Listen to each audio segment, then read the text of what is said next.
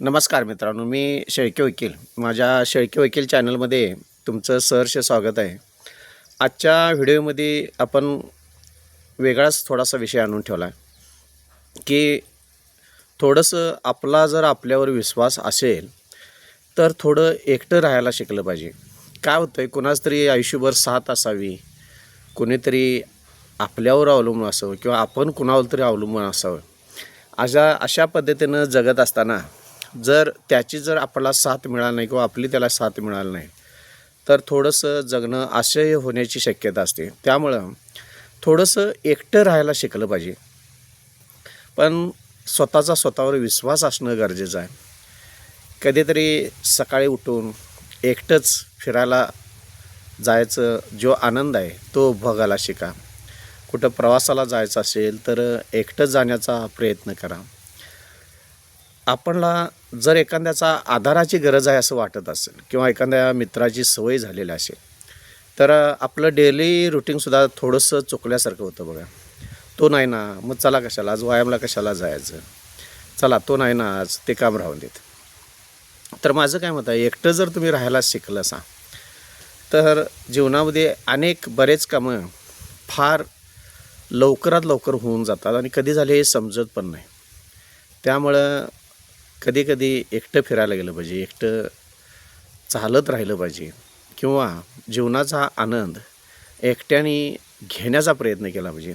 आपण जर एखाद्यावर अवलंबून राहिलो तर त्याला त्याची सवय लागते की त्याच्याशिवाय माझं पान हलत नाही. आणि असं काय नसतं मित्रांनो. आपण एकट्यानं जरी चालत आयुष्य जरी सुंदर जगता यायचा किंवा जगण्याचा जर प्रयत्न केला तर एक चांगल्या पद्धतीनं आपलं आयुष्य जगता येत असतं. आपण दुसऱ्यावर अवलंबून जे राहतो ना, ते थोडंसं बंद केलं ना तर एक स्वच्छंदपणे आपल्याला जगता येतं जीवनामध्ये. आपण काय करतो, कोणाच तरी परमिशन घेतो, जाऊया का, काही गरज नाही. कोणाची परमिशन घ्यायची नाही, कोणाला विचारायची काही गरज नाही. एकट्यानं स्वतः ज्यावेळी तुम्ही काही निर्णय घेऊ शकताय त्यावेळी तुम्ही एकट्यानं चालत राहिलं पाहिजे. फक्त तुमच्यावर विश्वास पाहिजे, अन्यथा मग ही गोष्ट अवघड होऊ शकते. त्यामुळे मित्रांनो, कुणाच तरी परमिशन घ्या, मग कुठंतरी चला. काही परमिशन वगैरे आणि कुणावर अवलंबून राहायची काही गरज नाही. एकट्यानं थोडंसं राहायला शिकलंच पाहिजे. आपण आता पाहत असतो की जसे तुम्ही पुस्तकं जास्त वाचण्याचा प्रयत्न करत असता तसा आपल्याला जीवनामध्ये फार जास्त अनुभव येण्याचा शक्यता असते किंवा अनुभव येत असतो.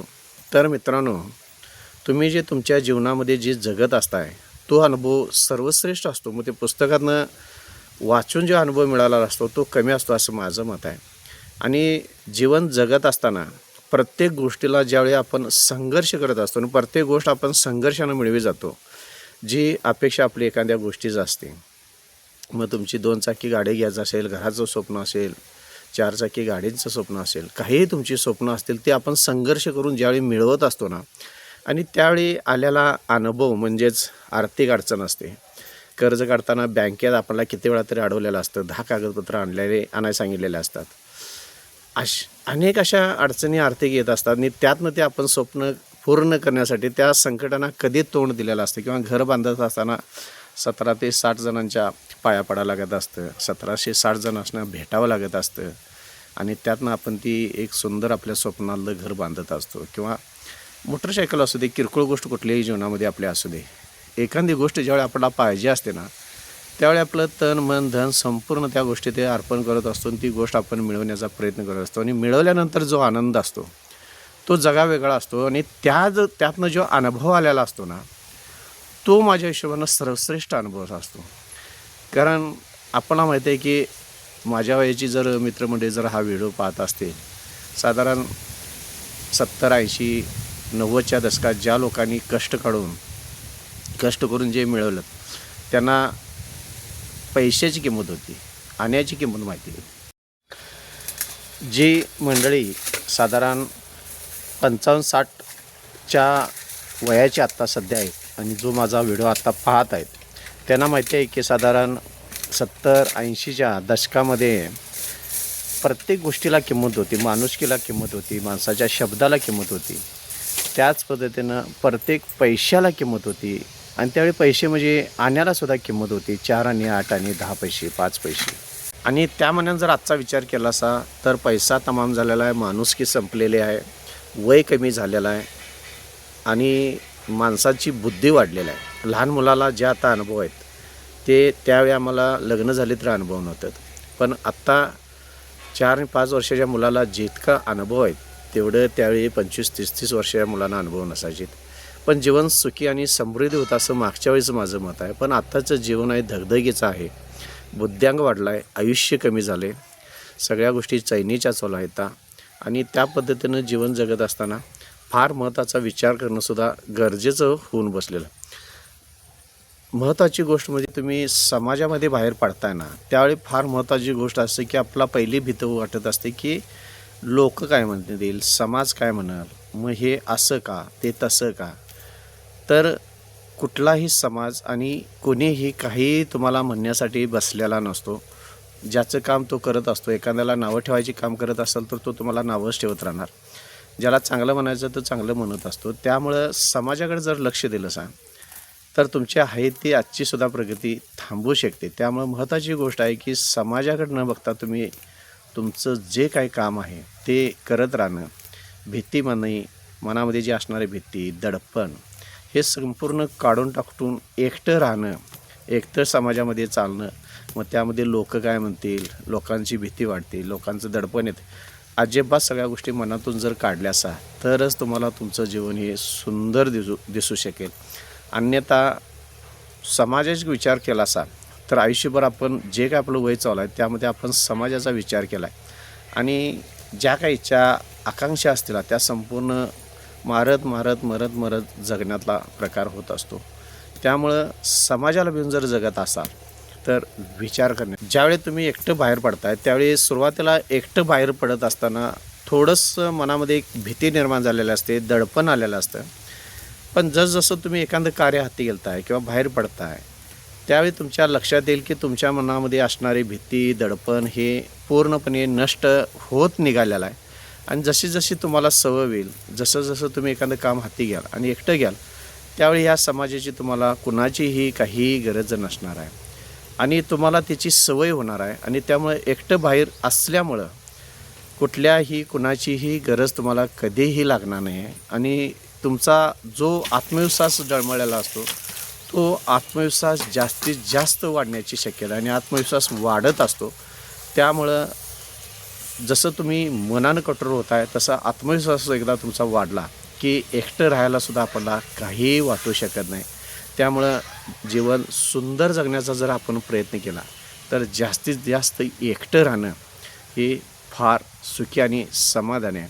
त्याचबरोबर जीवनाचा जर आपण अनुभव जर घेतलेला असेल आणि कोणतरीही जे तुम्ही तुमच्या जीवनामध्ये चांगली गोष्ट केल्या त्यावेळी बघा, मग तुम्ही घर बांधलं असेल, गाडी घेतली असेल, काय जर तुमच्या जीवनामध्ये जी काही चांगली गोष्ट केली असेल त्यावेळी तुम्ही मनानं, विचारानं आणि शरीरानं एकटंच असताय.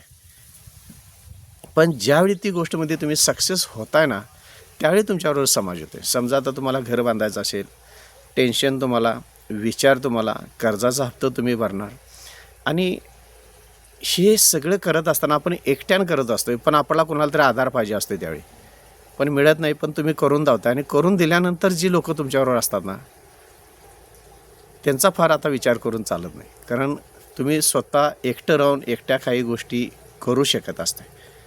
हे जीवनामध्ये फार महत्त्वाचं आहे. मला ह्यातून इतकंच सांगायचं आहे की एकटं राहणं म्हणजे एकलकोंडं राहणं, मैत्रीत न मिसळणे, कुटुंबात न मिसळणं. मला असं म्हणायचं नाही. एकटं राहणं म्हणजे तुम्ही विचारानं एकटं राहिलं पाहिजे किंवा सामाजिक जबाबदारी जे असते तुम्ही जर पॉझिटिव्ह असाल, ज्यामध्ये संगत घेऊन समजून तुम्ही जर त्यांच्याबरोबर राहत असाल आणि त्यांचे जर विचार निगेटिव्ह असेल तर तुमचे पॉझिटिव्ह विचार कुठेतरी ते खुटले जातात. आणि काय होतं आहे, तुम्हाला जर 2 किंवा दोन्हीपेक्षा जास्त व्यक्तींच्या सहवास राहण्याची सवय असेल तर तुम्ही तुमच्या स्वतःपेक्षा नाही दुसऱ्यावर जास्त प्रेम करताय आणि आपण आपल्यावर कधी प्रेम करू शकत नाही. आणि ज्यावेळी तुम्ही एकटं राहताना बघा, तुम्ही कधी विचार करा, तुम्ही ज्यावेळी एकटं असताना तुम्ही तुमच्या तब्येतीची, शरीराची, तुमच्या कपड्यांची, सामाजिक जीवन तुमच्या जे सभोवती आहे ना, त्या सगळ्यांचा तुम्ही विचार करत असता आणि ज्यावेळी तुम्ही कुणासंगत तरी एक दुसऱ्या संगत असताय ना, त्यावेळी आपण आपले विचार करायचं थांबत असतो. त्यामुळं फार महत्त्वाची जीवनामध्ये गोष्ट आहे. ज्यावेळी तुम्ही एकटं राहणार ना, त्यावेळी तुम्ही स्वतः तुमच्यावर प्रेम करायला शिकणार आहे. त्यामुळे समाजाचा फार विचार करून तुम्ही सोडून देणार आहे समाजाचा विचार करणं आणि जीवनामध्ये सुखी आणि समृद्धी कसं राहण्याचा प्रयत्न करायचा हे तुम्ही ज्यावेळी एकटं राहताय ना, त्यावेळी तुम्हाला समजून येणार की सुखी कसं राहायचं, समृद्धी कसं राहायचं. याचा अर्थ असा नव्हे की एकलकोंडा राहायचं. आणि जीवनामध्ये काही जणांची तत्त्व असतात की नाही 4 मित्र भेटलं म्हणजे समाधान वाटतं.